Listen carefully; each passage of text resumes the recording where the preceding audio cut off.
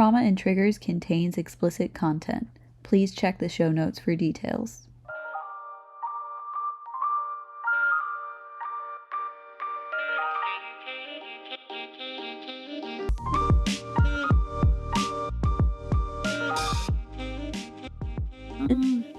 Hello, folks. Hello, strangers, enemies, friends, lovers. It's Trauma and Triggers. We're back. We're back, and we're talking about a topic today that you already know what it is, but I'm gonna say it. Beauty standards. I have this problem where I'll suggest topics, and in my head I'm like, that'll be easy. It's never easy. It's literally never easy. But, you know, we're going to do our best with this one. With the short amount of research that I did, I don't know about Sabrina. She's been hyperfixating on this for a minute, so who knows? I think I've just been hyperfixating on things to cope with my loss of you. That's okay. I love that you share your hyperfixations to cope with the loss of me with me. I appreciate that. I like the idea that I speak about you like you're dead. Yeah. Which sounds so fucked up, but I was like, Audrey's been gone 6 months now. The weather's begun to change. I feel she's just around the corner, but she's never there. No, I'm not traumatic. You are. Uh-huh. By the way, in case you've never listened to us before, I'm Audrey. Fuck. And I'm Sabrina. I knew you would forget that. I'm just excited. This topic is really interesting and sad, like every topic we've ever done. Mm-hmm. And we're gonna, improv our way through a disclaimer up top. Yeah. So, beauty standards, big topic, hard topic, covers a lot of things. Ableism, classism, ageism, racism, other isms. Yes. And we might not have done the most nuanced, wonderful way of covering this, but we definitely tried our best, and we don't intend any harm by anything we put out in the world today or don't put out in the world. Yeah. Also, I want to mention that when we talk about beauty standards right here, today, right now, we are talking about like Western beauty standards. And this does not necessarily reflect every country in existing. Yeah, whatever. You know what we mean. We're talking mostly about America and Britain. Yeah, not even Britain, just America. Even. And it's like, also sometimes you can get crazy with beauty standards in certain micro communities in countries and stuff like that. Right. So, and I think the reality is that sometimes like Western beauty standards do affect other countries. It's just we're not really talking about that part today. Yeah. We're really trying to focus on just the America portion of all of it. Yeah. We are Americans, as you probably could tell. Wouldn't it be funny if I did a reveal, an accent reveal, and it's like, this whole time I've been pretty? I don't think anybody would believe you, because that was the worst British accent I've ever heard. You're so rude. I'm sorry. I realized we didn't start with a definition like we normally do. I feel like everybody gets what a beauty standard is. If you're old enough to listen to this podcast, I hope you understand what the two words beauty and standard mean together. I hope you figure it out for yourselves. And it'll piss me off if I have to explain it to you, so I'm not gonna. Sabrina. So I kind of wanted to start on what our current general beauty standards are in America for people today. I want to start off by saying I think there are specific male beauty standards, but for some reason there's not a lot of research about it. Like, there's a lot of research put into beauty standards for women and a lot of like specifics, like this one survey from 2019 of 1,000 Americans. The perfect woman was described as 5'5", 128 pounds, with a 26-inch waist. They noted in this article that it would be almost impossible to achieve the proportions of this body ideal without using extremely unhealthy means. So shocking. So Shocking. thank you for that. Um, but for some reason, male beauty standards aren't as specifically defined. I think we can say tall. I think we can say Yeah. most people would be like, I want a 6 foot guy. But it's interesting in other countries where they don't use feet measurement. They're like, I want a 2 meter, 4 meter, I don't know, a 3 meters guy. Maybe let's stop trying to imitate other countries. I don't think I we're doing a know. very good job. So good. And just like the general sort of whiteness, Yeah. Eurocentric features. But I will say something that sticks around for men is it does seem like there's this sort of like they need to be tanned or slightly tanned and muscular, Hmm. um, and Yeah. tall. Like the strong jawline, Yeah. that type stuff. The bicycle seat face. Not the bicycle seat. I can't do that. I can't, I I can't can't. even do The it. triangle head. Triangle head, thick neck. That's what I like. Just kidding. No, it's not.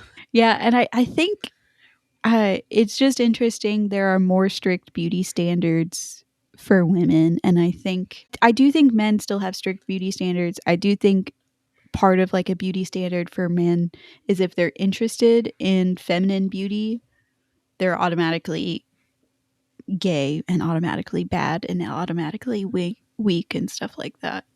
You know Yeah. what I'm saying? So, but as far as like specifically masculine beauty standards, they're harder to pin down. Yeah. I agree.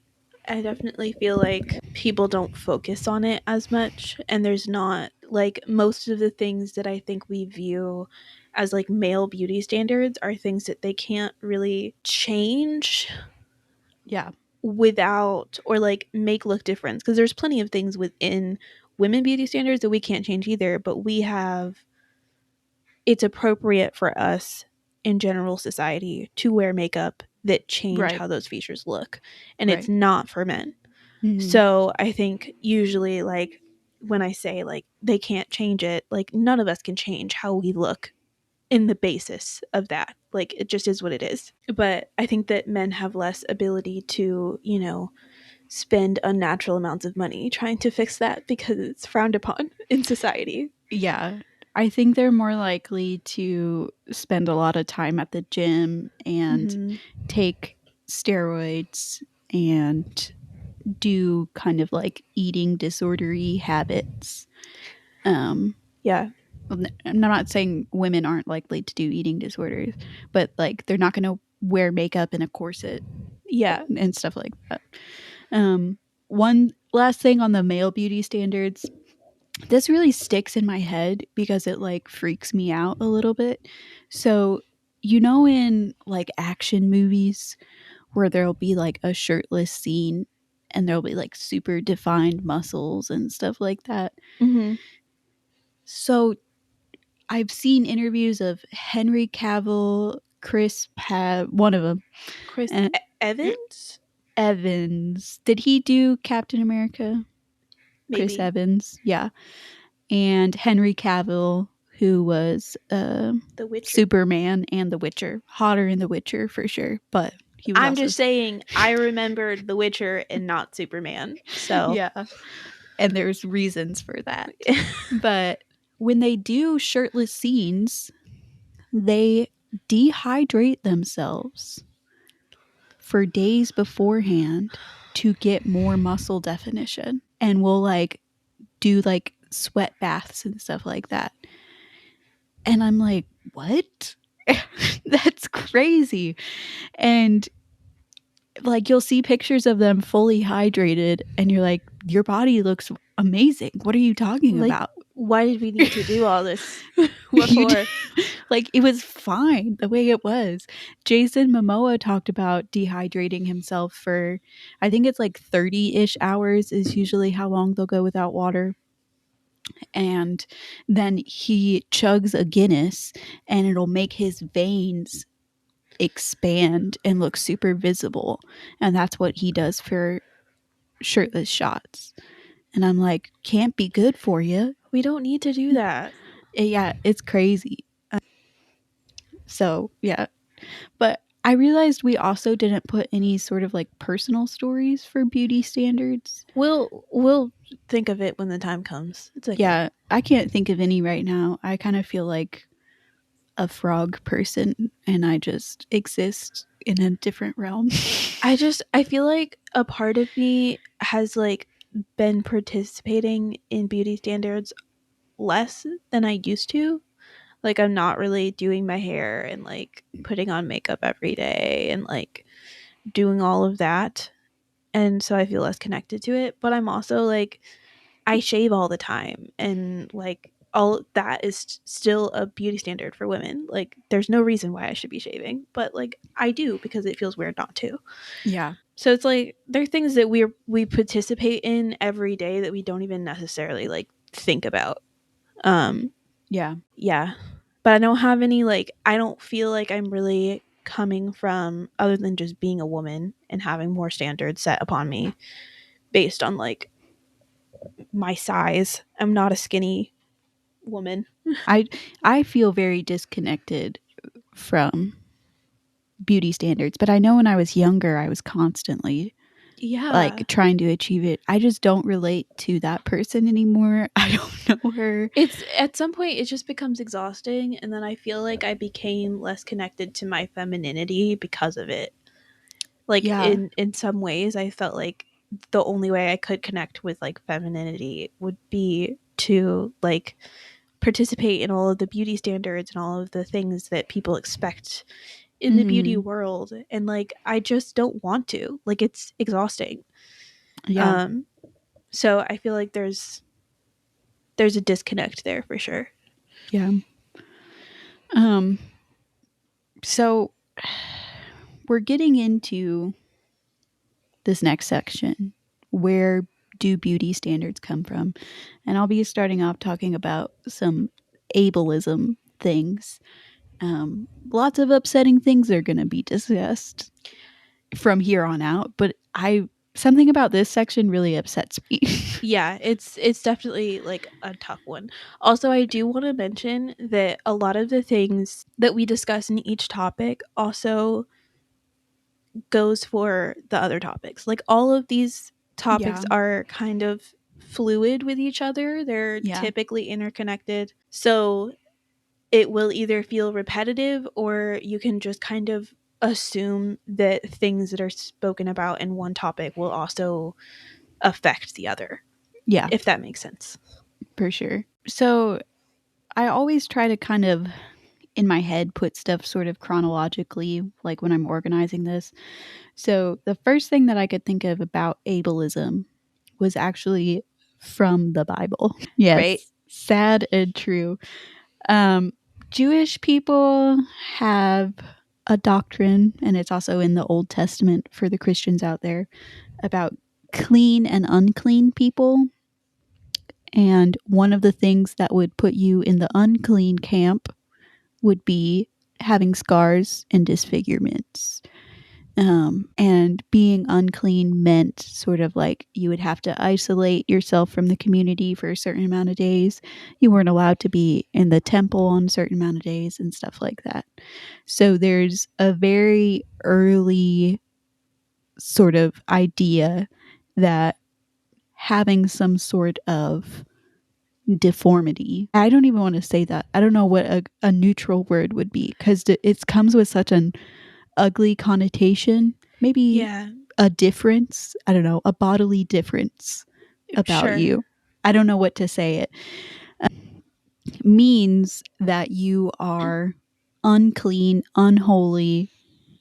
You could damage your community because some of the scars and stuff would come from recovering from different diseases like leprosy, different illnesses like syphilis often left the body marred in some sort of way.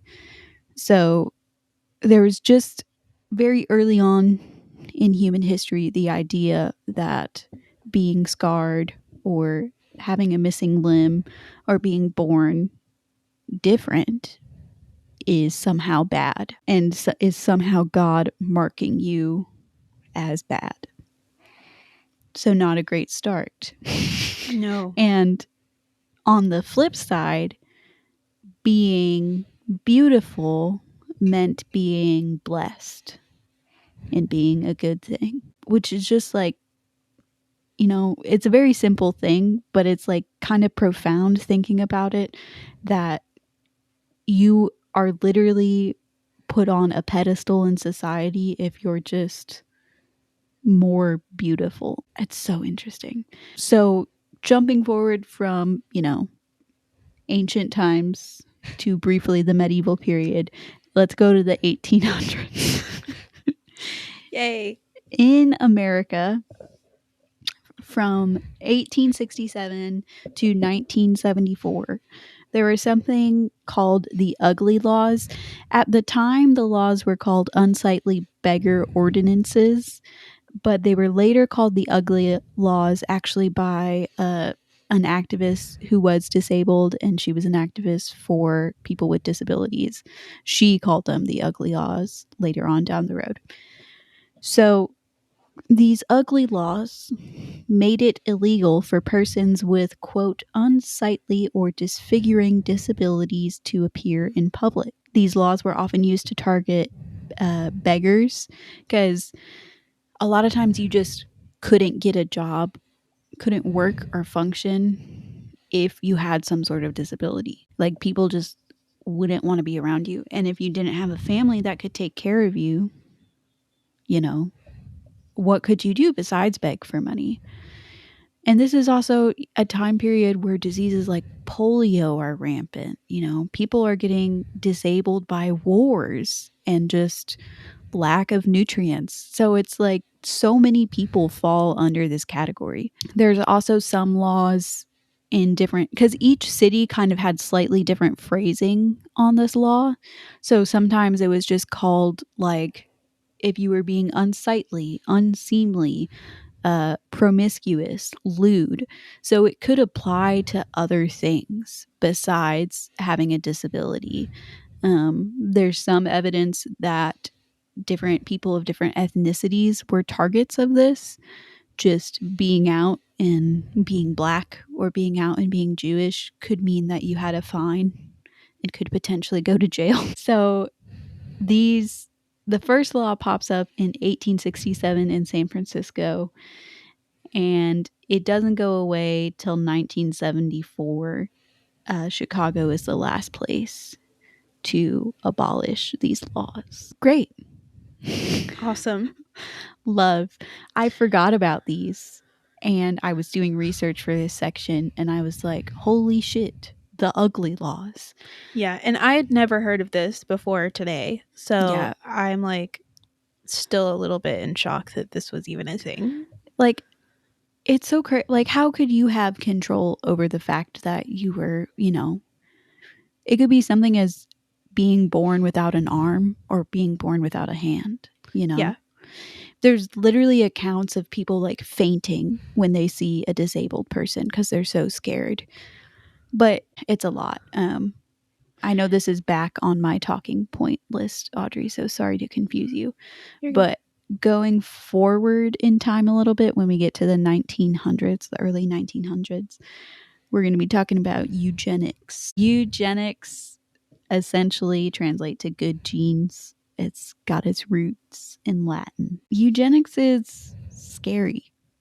It's scary, and it's hard because you can see like the threat of it in people's vernacular when they talk about how they just want good people in their nation and they want to make America great again. Is it sounding familiar at all? Yikes.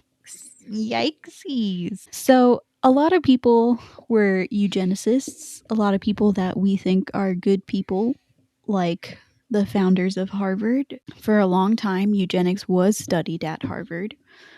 And eugenics is the idea that certain people should be allowed to have children and certain people should not, because of spreading bad genes into the community. So they there was a time in America where they could force people to be sterilized. So disabled women would be forced to have hysterectomies, uh, different ethnic groups. Often, like Black people, Latina people were targets of being forcefully sterilized. Obviously, everyone knows the Nazis um, did a lot of work sterilizing Jewish people. Yeah. A large part of eugenics is the racial aspect. The people who really believed in this really believed that white people should be with white people, Black people should be with Black people, Jewish people with Jewish people. They believed white people should be with white people to the extent of like Irish Catholics should be with Irish Catholics and not Swedish Protestants. Like, yeah, which is like, you know, doesn't matter to us today, like at all. Yeah. But they really believe that you shouldn't be mixing people's genes like that, which is crazy because geneticists now know that you want to mix your genes up as much as possible. Because if you don't, bad things can happen. You want to diversify that gene pool, okay? So, and it's controversial because, you know, a lot of our science of like how we can effectively do abortions now comes from the eugenics movement. We learned a lot about the reproductive system through that. So, there's, I don't want to say there's good things that came out of it because there's definitely there's so not. much bad that it's hard to be like, Yeah. yeah. Yeah.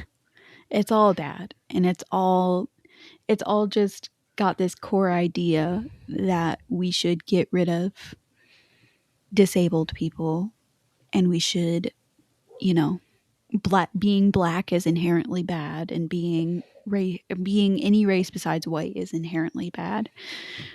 There was also, I didn't write this down. This is just something that bounces around in my head from time to time. There was also this guy in the late 1800s who was like, I can tell if you're a criminal by the shape of your skull. And often the shape of the skull translated to Race. traditionally black features. Yeah. So, you know, Go bigger figure. noses, higher cheekbones, fuller lips, which like lips are not part of the skull, you fucking idiot. But regardless. So there's just a lot of like, yeah, what we think is beautiful is white quote healthy people. Yeah. People who at least appear healthy. But like how many super skinny people do we know where they just eat absolute trash and garbage all the time and never work out? But they're just skinny because Yeah. that's just how they're set up. It's like, And that's, you know, in our society, skinny means healthy. Like, that's and it's just what's suggested. It's not true. Like, it's just not true. Anyway, Is it my turn? Yeah. Any questions about ableism before we move on? Not at the moment. Okay. So moving on, we got classism. It's always fun over there. And research shows, as Sabrina told me, I'm putting this on you. This is a quote from Sabrina because I didn't see the research. Yes, But my research. research shows that people who are viewed as attractive or like fit the Western beauty standard often are more successful in life. So the resulting factor of all the attractive people becoming more successful generally is that people who are less conventionally attractive are going to have less money and less access to resources. Like, it's just, that's the consequence. Yeah. Can I expand on my research a little bit? Yeah, go for it. Have fun. So the study that I was referencing was in multiple levels, like in school, in the workplace, and social places. So like even in early elementary, if a kid is more conventionally attractive, a teacher is more likely to spend more time with them, working through problems with them, helping them understand, is more likely to label them as like spirited, a leader, blah, blah, blah. Whereas if they're not conventionally attractive, that spirited behavior is translated to troublemaker. That leadership is translated to can't follow the rules and stuff like that. You know, in the workplace, you're more likely to get the job if you look better. Yeah. If you look conventionally attractive, whatever that is. So it sucks that it affects kids. I don't know why. I think most kids are cute. Yeah, like how are we going to sit here and say that like Jimmy is less cute? So, now he's problematic. Like what? And when you factor in this idea that what's considered attractive is generally white, it's like clearly, marginalized communities are being set back in another way with the pretty bias. Yeah. Anyway, so that's my personal research. Yeah. That I conducted over a decade. Sorry, I'll shut up now. It's your section. Okay. Also, I found a sociology thesis that I skimmed through. That was about classism and beauty standards and how they intersect. And this thesis is called Unequal Beauty, Exploring Classism in the Western Beauty Standard. And it's by Leah Cozy. I feel like I should give her credit for everything I'm about to say. Women associate beauty work and the products required to do so with prestige. So I think generally what she was trying to say, if you see a woman who has their makeup done, who fits the modern beauty standard, you're going to assume that she has more money. Sorry. Has more money, has more privilege, has more access to things, and that's just a reflection of whether or not somebody fits the beauty standard. Also, historically, the beauty standard is based off of the privileged class. So the white people that are not disabled, the white people that are abled. And wealthy. Yeah. Yeah. So usually when there's a change in the beauty standard, it's due to a change in the privileged class. So when there's like historical movements and like I'm trying to think, you're the historian, like what was the difference in like amateur historian, just to clarify for everyone. So I think a good example of this is wigs. Do you wear wigs?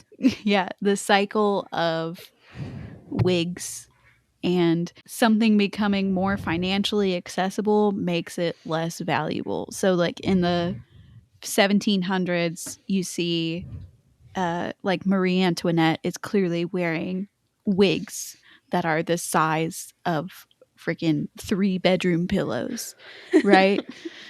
And then as time goes on, as we get into the 1800s, wigs become more and more accessible as like glue becomes more accessible, fabric becomes more accessible.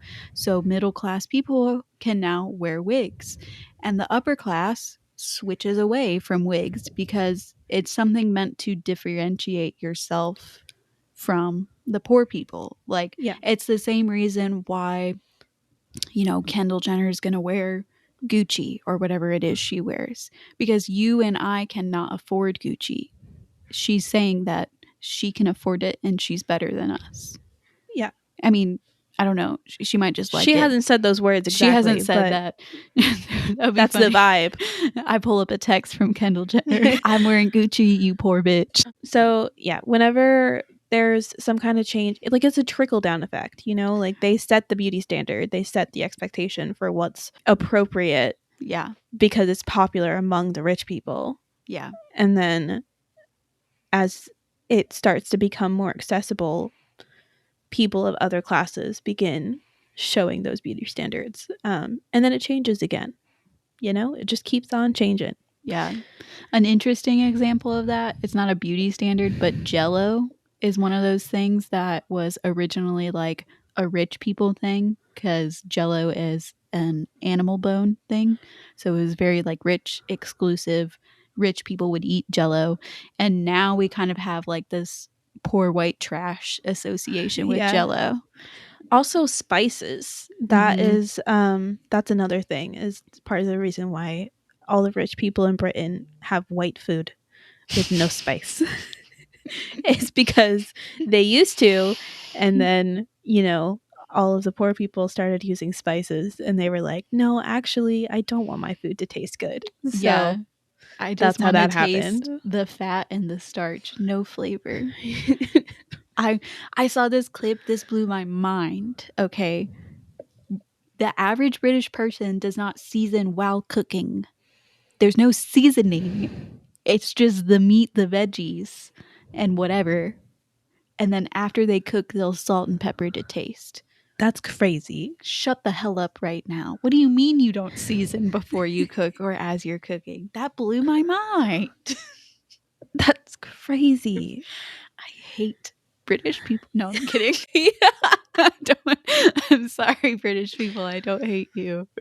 Oh goodness. They do say inverted commas instead of quotation marks, and that infuriates me. But I'm done complaining about The British. the British. But yeah, that was really most of what I had for classism. I definitely think that just generally people who are of a lower socioeconomic status are going to not only have less access to things that would consider them to be of the Western beauty standard, like access to surgery, because now we've discovered, obviously, the beauty standard that most people have is unattainable for any person Right. without surgery, without makeup, without, a number of things that alter the way you look. Right. And that costs money Or time, you or know, time. or you have to dedicate like, multiple hours every day going to the gym. That's Mm-hmm. not reasonable for it's certainly not reasonable for me.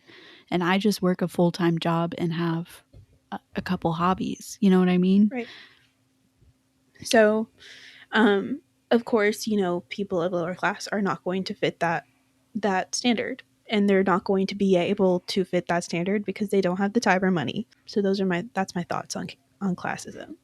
Yeah. And it's so frustrating when you also see like the pendulum swing back, like something that was poor and affordable has become a classist thing. Yeah. A good example of that is like tiny homes, you know, like tiny homes are kind of like fancy trailers in a way. Mm-hmm. And trailers used to be sort of, they had a bad rep, but they were affordable housing for lower income people. And now, no way in hell is it affordable. Same thing with like RVs and stuff like that. They were an affordable way for people to travel. But now it's become a sort of classist thing where if you can afford an RV, you have significant disposable income. It's crazy. Yeah. Hate people, hate everything right now. It's just one of those things. It's like, why are we this way? I hate, like, we're literally talking about why we are this way, and I'm just like, why? Like, for what reason did we need why to do this? why is something beautiful because it's harder to get? Yeah. Or it's not even necessarily harder to get, it's just, in a way it is harder to get. You have to be born with the right amount of privilege, right amount of access, blah blah blah, to get Mm-hmm. these things. So that makes that thing better. And it's like, why though? That's I don't get it, because it's always like that. Like, it's always some kind of unattainable goal that people have, and then everybody almost everybody in society just sits there feeling like they're incapable of fitting this standard that's unattainable for most Yeah, people. And I want to bring up the Kardashians for a second because they, I would argue, are emblematic of kind of like what is the beauty standard in this time period. And how many episodes do they have sort of like emotional breakdowns about how they feel so ugly? And it's like, you're it. You're the standard for what we all think is beautiful right now. And you still don't feel beautiful. What is this? What is this goal we're all trying to achieve? And when we finally achieve it, it's still not enough? Like, fucking what? Pretty much. I'm losing my mind. I don't feel like striving to get, essentially, like, beauty standards, it's a validation of some kind from other people. You're not trying to validate, like, if you were trying to validate yourself, you'd just do that. Like, you don't need to have a standard for that. But I think no matter what you do, when you're basing your self-worth off of random people and society in general, nothing is ever going to satisfy you because people are always going to have opinions. Yeah. Like, people are going to have opinions about how you look, about how you dress, about how, how you act, how you talk, everything. And it's not ever all going to be good. It's impossible. And there are some people out there whose main goal is just to make you feel like shit. Like, they exist. No one's ever going to be happy. And I think, I've never lived in anything besides a capitalist society. And obviously, beauty standards have existed everywhere throughout time. But one of our talking points later on is kind of about how having a beauty standard, having something for people to strive for, makes people a lot of money. Like having this unattainable idea and selling a person on that idea that once you get to this body shape and this face shape and this skin condition, you will then be beautiful and you will then be happy, means they're going to spend a lot of money and a lot of time trying to do that and investing in your product and stuff like that. So I'm just mad. I'm just mad about capitalism again. Oh, hello, Nala. Nala is mad. She's tired of these cat beauty standards. It is interesting thinking about beauty standards with animals. Black animals are less likely to get adopted. What? Yeah, like black cats and black dogs are less likely to get adopted. Yeah, I feel like black cats in general just have like a really bad stigma. Like, they're basically like a bad omen to some people. Yeah, which is like, I'm not a cat person, but if I was, I would want a black cat so people would know how spooky I am. Yeah. Like, it's cool. And I have myself a little fluffy tuxedo cat.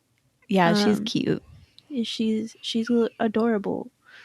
Love and I had a black lab. He was cool. Yeah.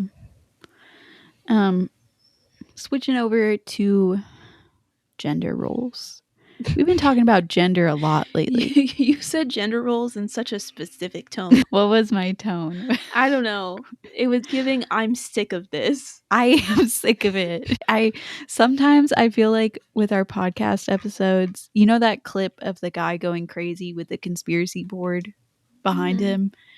All of our episodes are connected. It's all gender roles, the patriarchy, capitalism, fucking everything. It's all of it. It's all connected, and I'm mad. And I'm over it. Yeah, that's fair.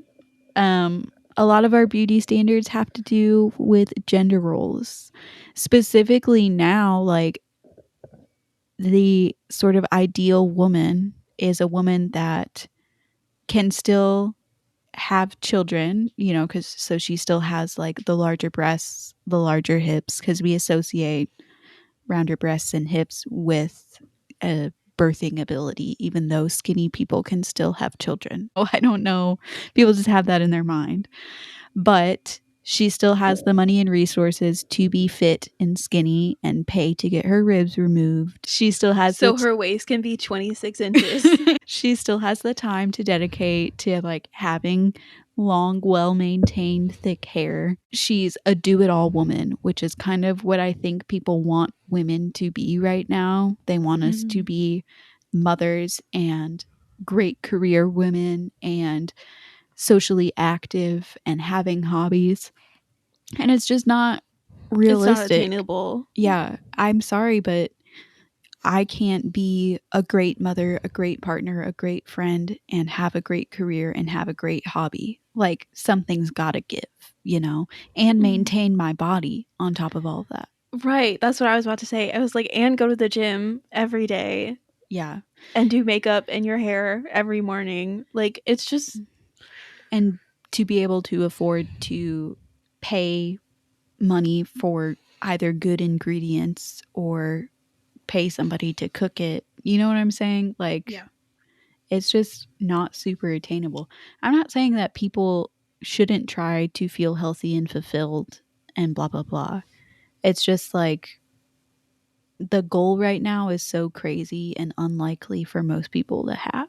It Yeah. just is what it is. And on top of that, for women, we're expected to be beautiful, but at the same time, if we dedicate time and resources to beauty, what are we called? Fucking Slits. sluts, vain. We're trying to trap men. We're trying to trick men. That's the worst one. The gold digger theory. Yeah, it's crazy. It's like I'm supposed to look beautiful, but not take 30 minutes or an hour every morning trying to look beautiful. And then it's like, if you have makeup on and you look beautiful and you fit the beauty standard, you're a catfish because that's not how you look in real life. And it's like, well, fuck. I can Yeah, never win. Like, yeah.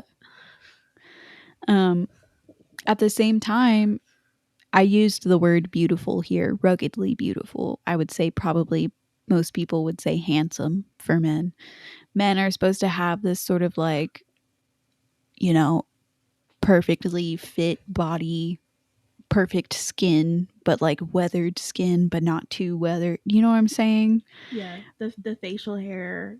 Yeah. But at the same time, if they have an interest in maintaining their appearance, even stuff as simple as like regularly washing your face, people I've heard people call a man gay because he washes his face every day It's like cleanliness is not and puts moisturizer on. It's like, cleanliness is not going to turn someone gay. I yeah, promise. fellas, is it gay to moisturize? No. No, fellas, please moisturize. Please. Your flaky ass skin. And another thing that I think is sad is this is, you know, a copy and paste from a Forbes article, but like it's so true and it makes me really sad. Um, when intense social pressure turns pursuing beauty into a mandate rather than a freely chosen activity, beauty practices become socially coercive and an obligation women must fulfill. I used to love putting makeup on and like expressing myself through makeup, wearing different colors, trying different contour, different stuff like that. Now to me, it just makes me angry Yeah. when I feel like Like I it have to put makeup on. at some point, like it really did feel like it was something that was cool and fun and like I got to experiment. And one time I did fucking gay eyeliner and I made my eyeliner the colors of the rainbow. Like that was a good time. The way you said fucking gay was like when people used to use gay as an insult in the early two. No, I meant actual gay eyeliner. Thank you very much. It was rainbow colored. And like that was fun to me. I did really enjoy doing that. But like now I am like doing all of these other things and the expectation that I need to like be like spending a shit ton of money on all of this stuff so that I have the right clothes and the right style and the right makeup and then spend all this time in the morning. Like it's so exhausting. Like I can't keep up with it. Yeah. And that's another And thing work. yeah, we didn't really talk about too much. We mostly been talking about like makeup and different stuff like that. But Mm-hmm. clothes, you know, there's this constant pressure to be on trend and in season. And it's like, bro, the world is dying. Can we just wear the stuff we wore last winter? Like, Yeah. fuck And me. like, and now with like all of the like ethical consumption stuff, like people have gravitated towards thrift stores. Right. And like that's cool and all, but you know, now there's still this expectation that you need to find the right clothes, but you have to get them from thrift stores, and if you're not getting them from thrift stores, then you're evil. And you know, if you like, And it's also made thrift stores more expensive and it's less made them more attainable. expensive for people who actually need them.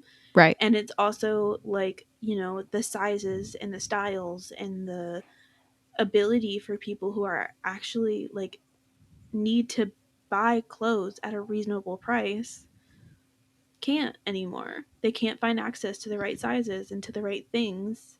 Right. Right. So, like, it's, I've been looking around at clothes recently. I needed to buy a pair of pants. It was more affordable for me to buy pants and shoes at Walmart than it was for me at the thrift store. It's crazy. And it's, I could have gone to a different thrift store or something like that. And there was sort of like the ease of just picking it up at Walmart.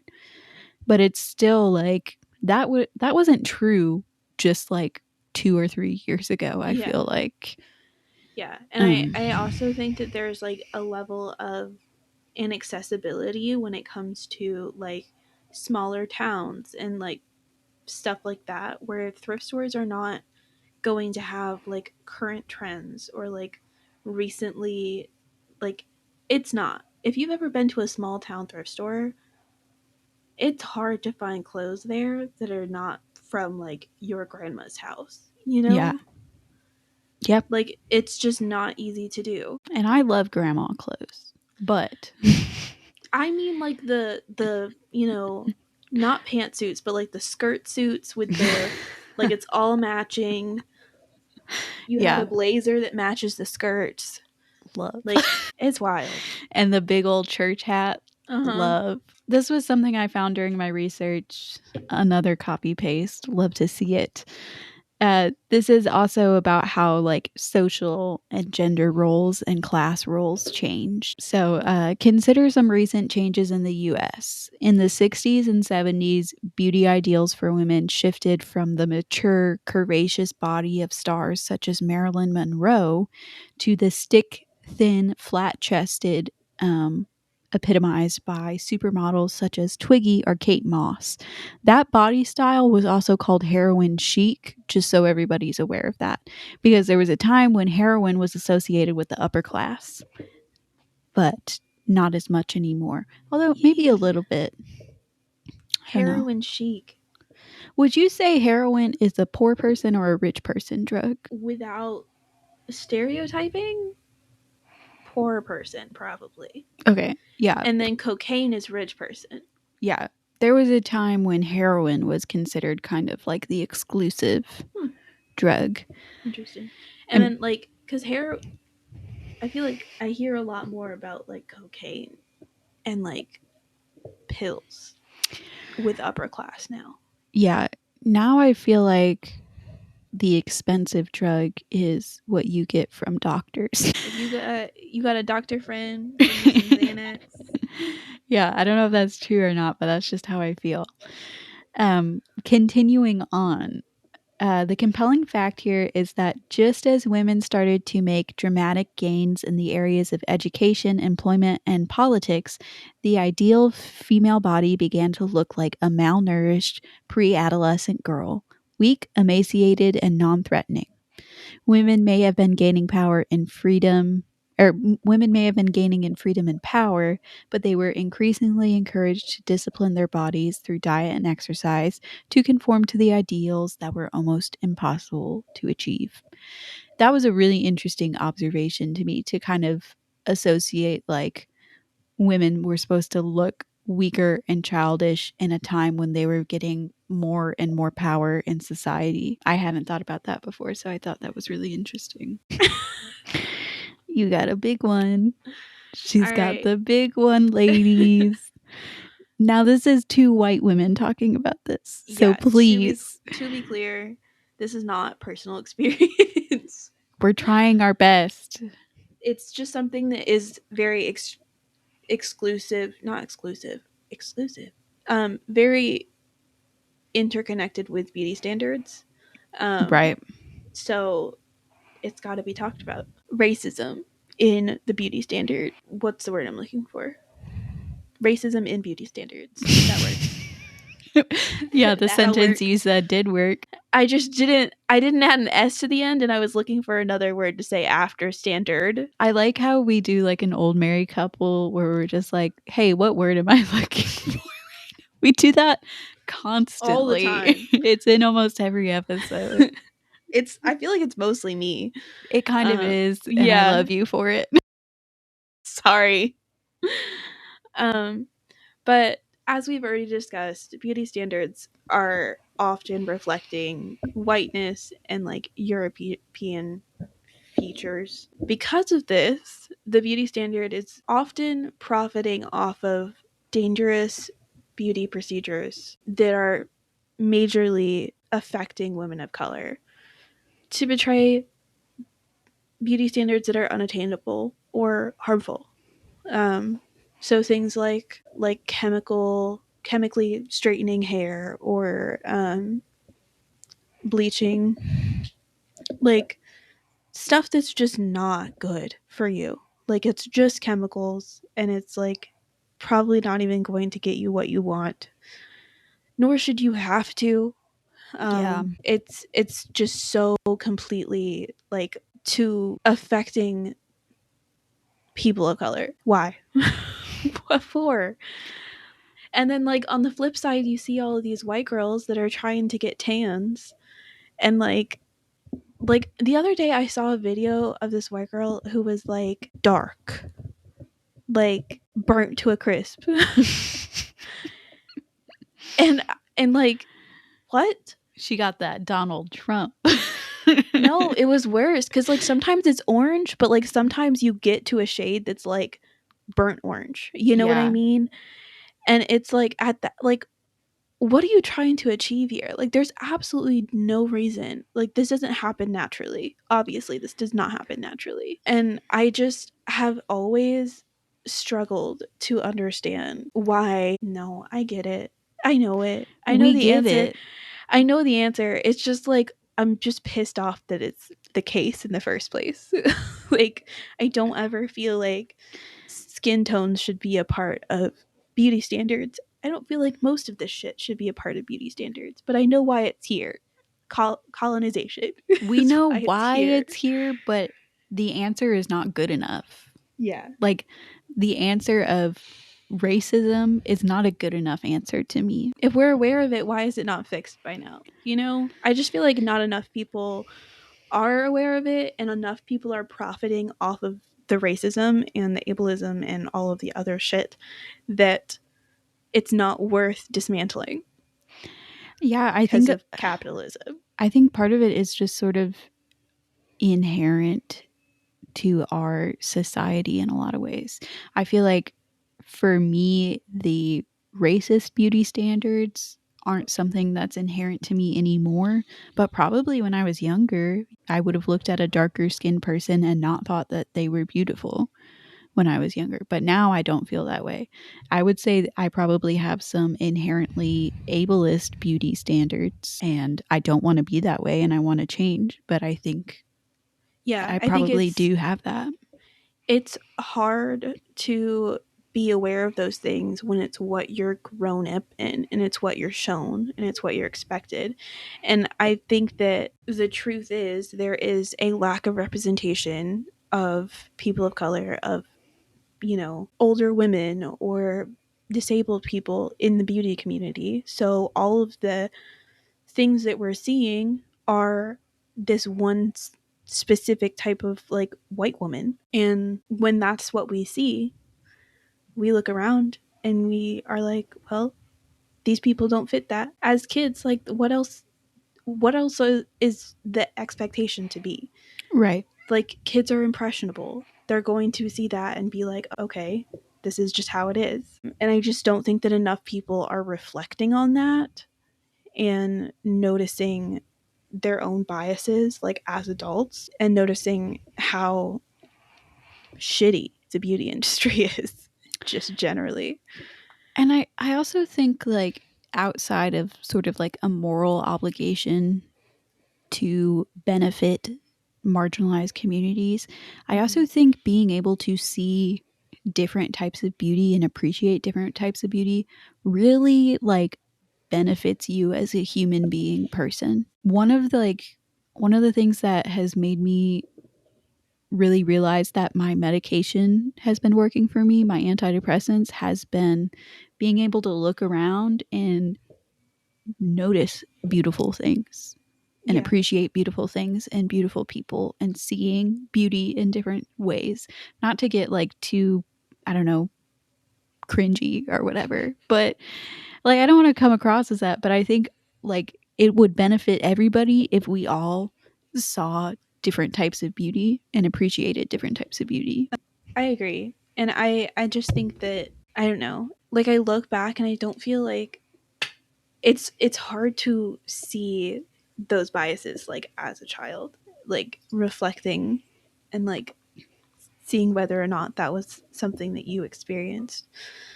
Because I feel like I probably did too. I grew up in a small town, a small white town. Yeah. Like it's unlikely that I didn't have those biases. And I just, as an adult, I feel like people were just done a disservice everywhere. Yeah. Um, I would I would hate to feel like it makes me kind of emotional just to think about like all the young people who feel like they're inherently not beautiful over something that they can't change about themselves. yeah, Or maybe even like not beautiful, but just like ugly. Like, I wish people could just feel at least neutral towards themselves. right. And I think that like as a society, we have made some strides in doing that. Like there is more inclusion at like an early level, Hmm. but it is very dependent on where you live and the people around you. Yeah. Um, and yeah, and then also to go with this is something that Sabrina also pointed out to me that I feel like is worth mentioning. A lot of the features that don't conform to beauty standards are usually villainized and like portrayed negatively in like movies and TVs or over sexualized. Mm. Um, and I feel like that to racism.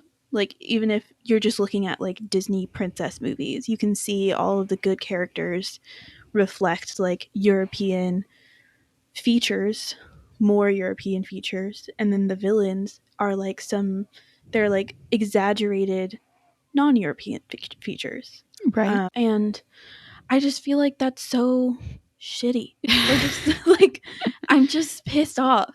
Yeah. This It's is just bad. Stop it. like as children, as like, a non-white child going and seeing a movie that you're really excited for that reflects your culture, and then like it's this skinny Yeah. woman that doesn't reflect any of the features that you might see in yourself. Yeah. Like what the hell? Yeah. All I can do is just agree with you and feel sad. Yeah. And even like a while ago, I was reading the Harry Potter books with my husband, Jack, and the opening line or like the opening paragraph is talking about Mr.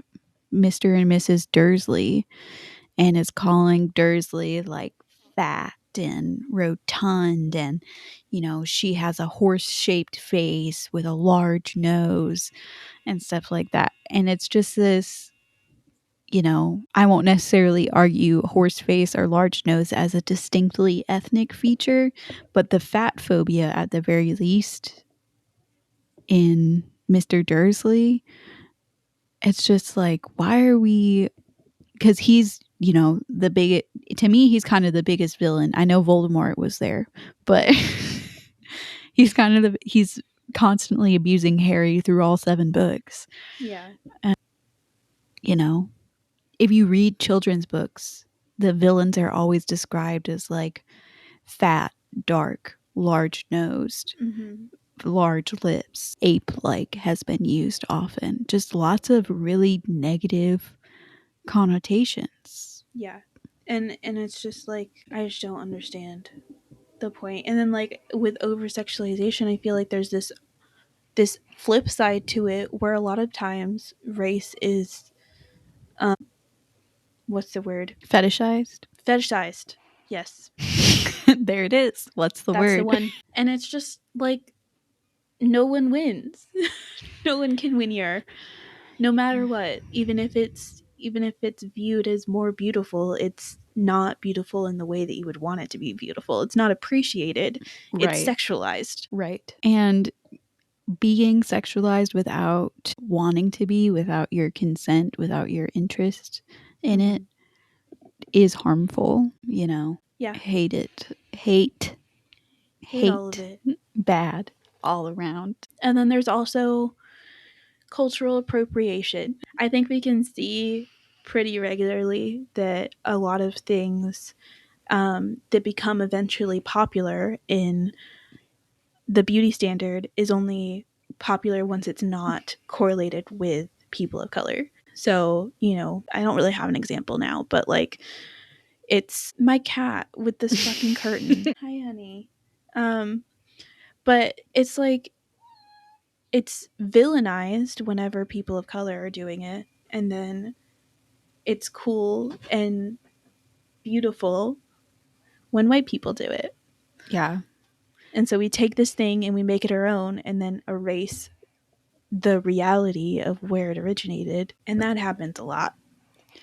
That Yeah. happens too often. There's so many different things. You know, bonnets for a long time were considered trashy, and now they're chic. Really like big acrylic nails were considered ghetto, and now they're not considered ghetto anymore. There's just so many different things that it's just like it becomes acceptable when it's not a minority thing, you know? Yeah. For a long time, having a big butt was a trashy thing, you know? Even though in the black community it was a beauty standard, it was trashy to the wider audience. And now everybody wants a big butt Yeah. and will literally like torture themselves at the gym or get, do you know BBLs. BBLs? You have to like not touch your butt for 6 months. Like you have to Yeah. sleep on your stomach and stand everywhere. They have those like butt cushions too. That's crazy. Yeah. That's so much of your life for what? To have A big more ass. fat in your ass? Are you kidding me? And like half the time it ends up looking crazy. It ends up looking ridiculous. Yeah, I think you lose like there's a potential to lose like 60% of the fat that they put in your butt. Yeah. It's just it doesn't make any sense. It's crazy. All right. I think these last two are kind of me. Yeah. And feel free to jump in whenever you're ready. Okay. So, we've been talking about beauty standards in a very kind of like negative way, which generally has a negative impact all around. I will say that throughout history and currently, I think people have been able to empower themselves by taking advantage of the beauty standards, especially women, especially marginalized communities. They take advantage, there are women in particular who take advantage of the sexualization of their culture and use it to get power for themselves. It's not necessarily like a good thing, but it is good for them. Congrats on playing the system. Proud of you, babes. Yeah. I love to see, you know, it kind of fills me with joy to see someone taking advantage of a a system that's system. meant to hurt them. Yeah, they're like, oh, I'm only valuable if I'm beautiful. Well, buckle up, bitches. I'm about to become the most beautiful, and you're gonna suck my labia. Like, love, love to see it. Genuinely fills me with joy to see that throughout history. I don't have any specific examples, but we can kind of see that now. Like Kim Kardashian, you can say plenty negative things about her that are reasonable, but she was able to monopolize on being very beautiful and sexualized and made an empire out of it. And it's like she was able to use the system to her own advantage. Now, I don't like a lot of things I don't about like her, what she did with that power all the but time. but it's still like you did it, girly. You used it against them. Congratulations. Yeah. So this is from that same Forbes article that I copied and pasted a couple times up above, which, as always, I try to always link the resources so you can educate yourselves properly and not have to discern something in my rambling. Although beauty norms reinforce gender inequality at the societal level, individual women who attain beauty reap real rewards, such as attracting mates with greater resources or creating a favorable impression in the workplace. I think that I have quite a bit of pretty privilege when I try. Yeah, I think I could say I do too. I definitely don't feel like I always fit like the the body standards. Um but I do have some pretty privilege. Yeah. Like, I don't necessarily always feel beautiful and blah, blah, blah.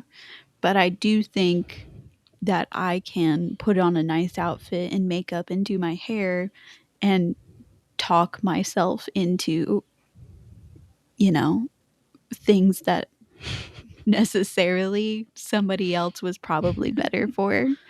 Yeah. But I can look good enough and I can be charming enough to get things that other people don't have access to.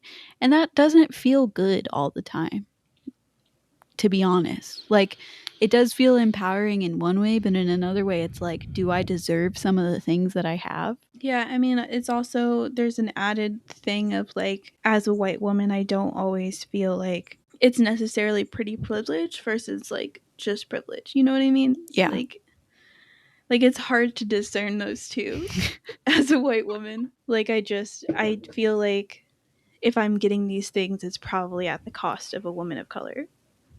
Mm. Or like, and I don't always feel like the only time that I really felt like, oh, I have pretty privilege or I have like I don't know.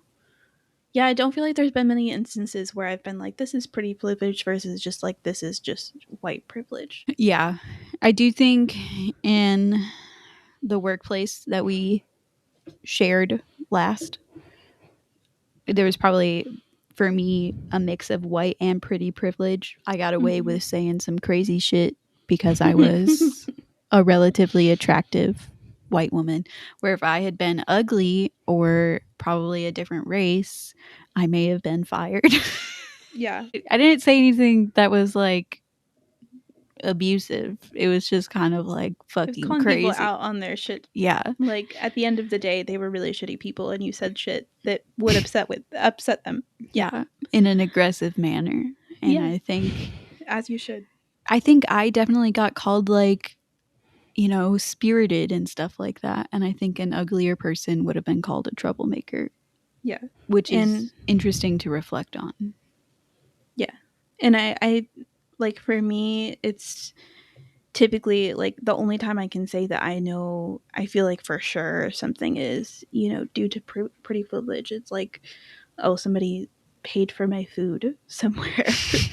Like, you know, like Yeah. when it comes to like jobs and like even getting stopped at the police, I have like 3 warnings. I have had 0 tickets and I've been pulled over like 4 or 5 times. And like I always get out of it.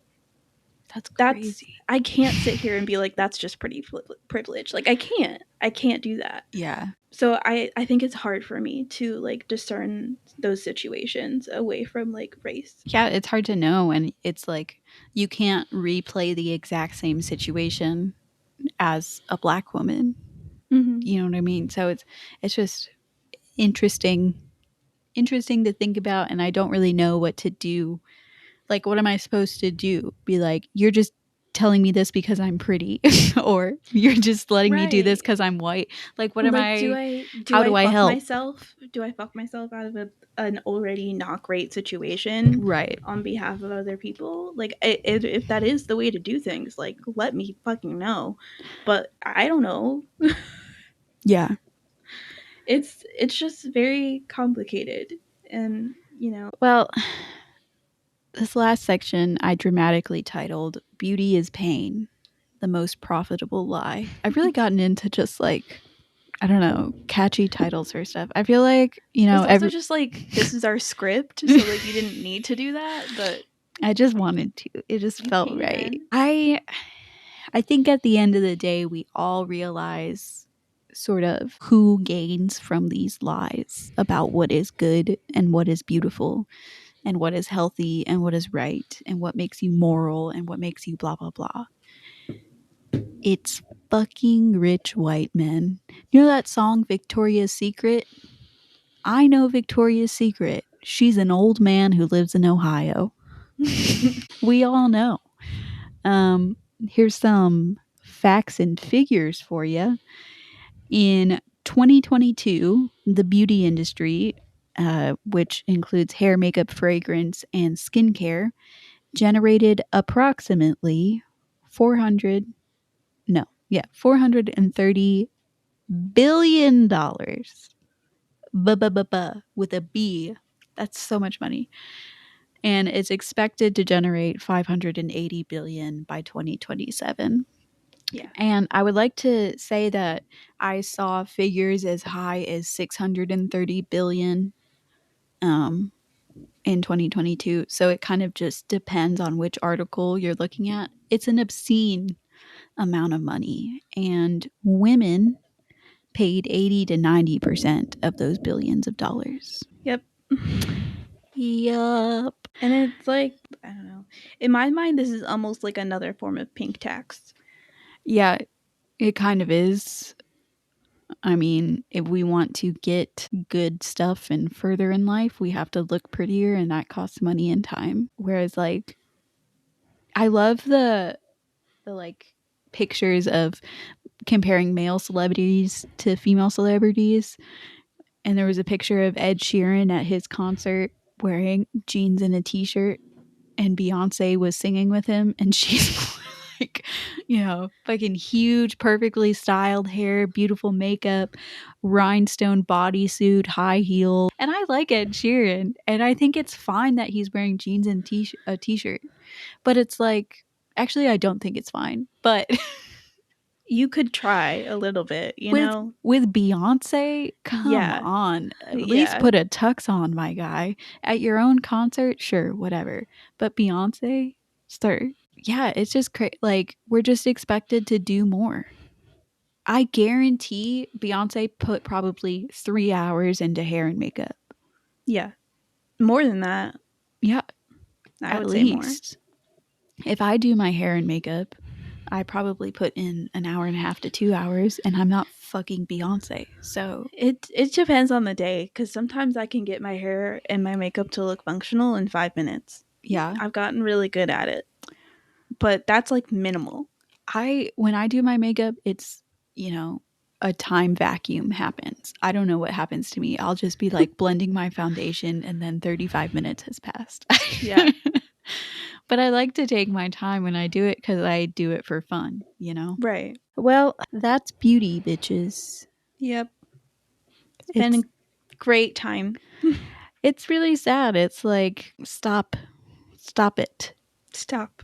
Stop believing in the beauty standards. Yeah. And it's just so ingrained in us to like, I just don't even understand how it happens. It's just like collectively, all as a society, we decide what looks good.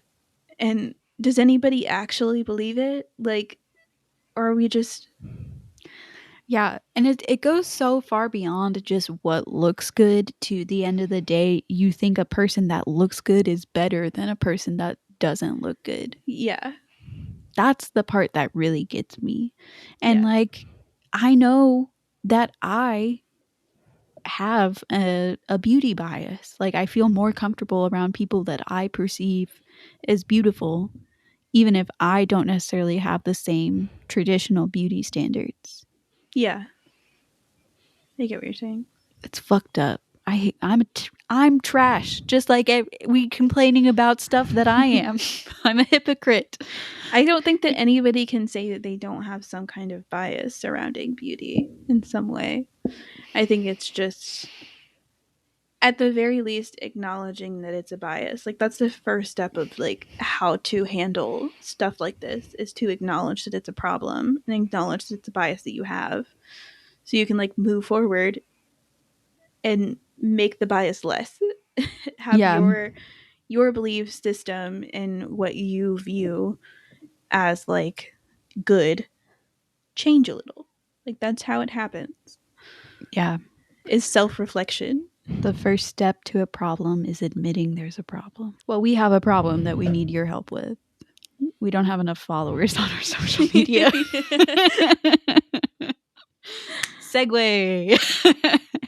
If you want to help us out with that, if you want to support women who are doing the work that society needs, we need more women to get angry and make podcasts. Then you can follow us. We're on Threads, we're on Instagram, we are on TikTok, and we are on Reddit. Those are all at Trauma and Triggers, except for Reddit, we're at Trauma and Triggers Pod.